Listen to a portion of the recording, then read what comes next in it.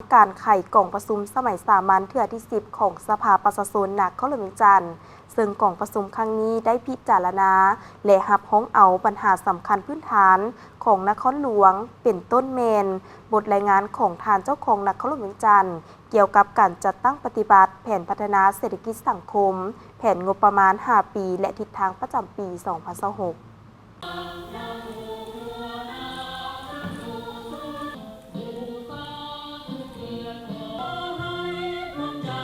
กล่องประชุมได้ไขขึ้นในวันที่15 ธันวาคม 2025อยู่ที่ห้องว่าการนครหลวงจันทร์ภายใต้การเป็นประธานของท่านอนุภาพตุนาลมเลขาธิการศูนย์กลางพรรคเลขาคณะพรรคประธานสภาประชาชนนครหลวงจันทร์มีท่านอาจสพังทองศรีพันดรเจ้าของนครหลวงจันทร์พร้อมด้วยบรรดาท่านสมาชิกสภาแห่งชาติประจำเขตเลือกตั้งที่1นครหลวงจันทร์เข้าร่วม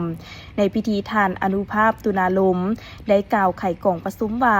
กล่องประชุมสมัยสามัญเทื่อที่10ของสภาประชาชนนครหลวงจันทร์ครั้งนี้จะได้พิจารณาและรับห้องเอาปัญหาสำคัญพื้นฐานของนครหลวงจันทร์เซนพิจารณาและรับห้องเอาบทรายงานของท่านเจ้าของนครหลวงจันทร์เกี่ยวกับการจัดตั้งปฏิบัติแผนพัฒนาเศรษฐกิจสังคมแผนงบประมาณ5ปี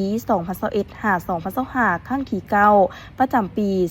2025และทิศทางแผนการเคลื่อนไหวเวียกงานประจำปี 2026 นครหลวงจันทร์บทรายงานการจัดตั้งปฏิบัติวาระแห่งชาติว่าด้วยการแก้ไขความทุกข์ยากทางด้านเศรษฐกิจการเงินและการแก้ไขปัญหายาเสพติดในระยะ5ปี 2021-2025 และทิศทางต่อหน้า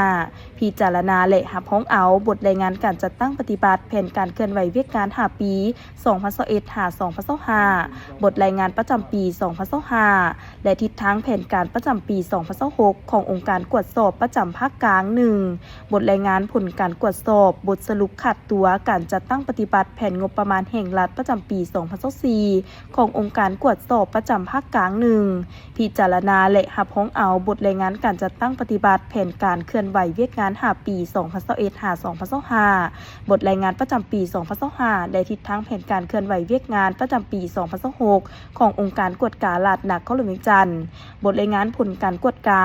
ตามผลการกวดสอบปี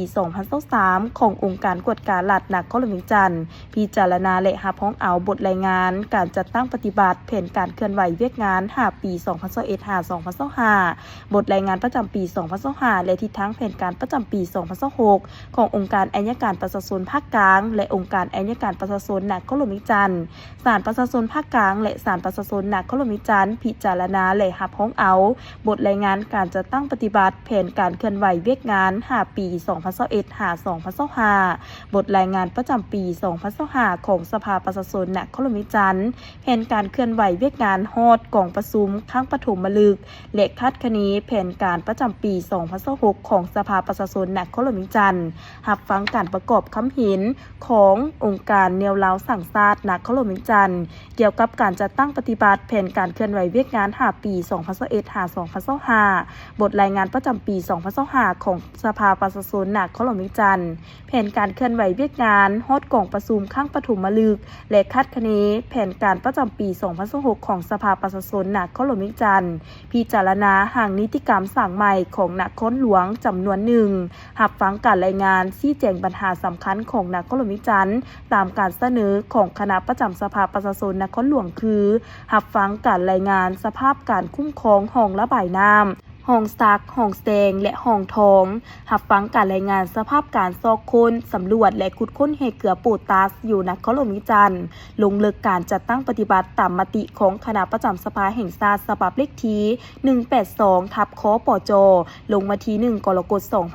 2025นอกจากบรรดาเนื้อในที่กล่าวมาแล้วกองประชุมยังจะได้รับฟังการชี้แจงบางปัญหาพ้นเด่นที่สมาชิกสภาแห่งชาติและสมาชิกสภาประชาชนนครหลวงจันทร์ยกขึ้นและซักถามในกล่องประชุมจากองค์การปกครองศาลประชาชนองค์การอัยการประชาชนและภาคส่วนเกี่ยวข้องตื่มอีก